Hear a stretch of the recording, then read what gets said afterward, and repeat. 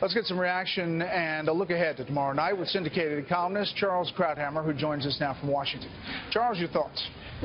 Well, look, I think Trey Gowdy is absolutely right. The more you look at these document dumps, the more you look at the things that were done, the granting of immunity.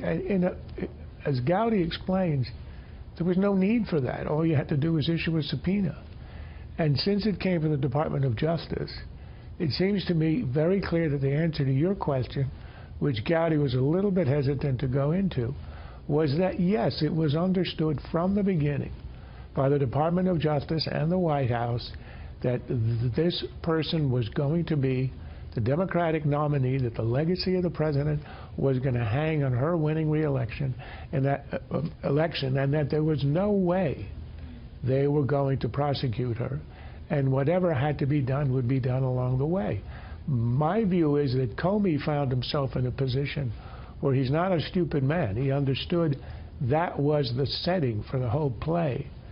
And his job, I think, he felt, now I'm imputing this to him, was to come out with his reputation reasonably intact by laying out the indictment while in the end not indicting. I don't know that it was a happy compromise, but that looks to me to be what actually happened.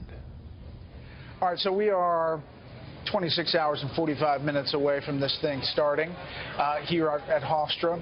There's been a lot of prognostication about which Donald Trump shows up, whether Hillary Clinton tries to run circles around him in policy. What do you think heading up to this, and who's under more pressure? Well, it seems to me the context for this debate is that we have the two most unpopular candidates in modern American history, and that the bar for each is extremely low. For her goal is to come out as reasonably likable, to quote a phrase that Barack Obama used in the 2009 election. For him, for Donald Trump, his job is to come out as reasonably unscary.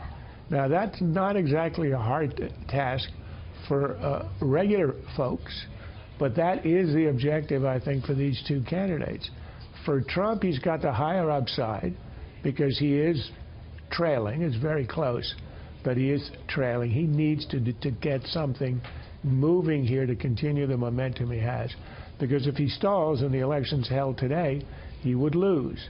But on the other hand, since she has been running a relentlessly negative campaign from sea to shining sea, all he has to do is to show that he's not the monster he's portrayed as, and he wins. So you show up and act normal, and you win. That shouldn't be a difficult task. Charles, as always, thank you.